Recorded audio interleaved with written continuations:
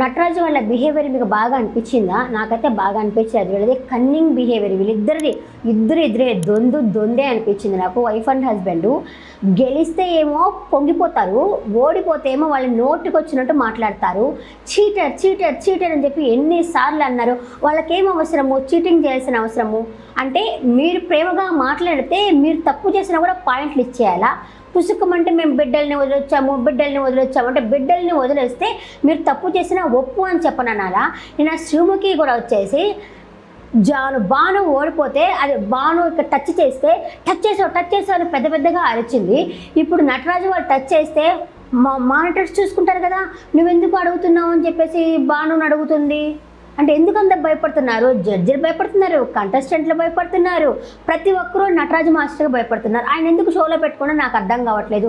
TRP కోసం పెట్టుకున్నారేమో కానీ ఎంతైనా సరే కొంచెము ఎథిక్స్ అనేది ఉంటుంది కదా.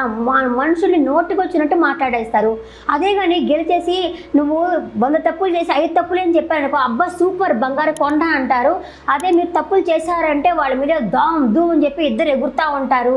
ఇది ఎంతవరకు న్యాయము? అసలు ఎందుకు పెట్టుకున్నారు ఈయన షోలో? వరస్ట్గా బిహేవ్ చేస్తున్నారు నటరాజు ఫ్యామిలీ.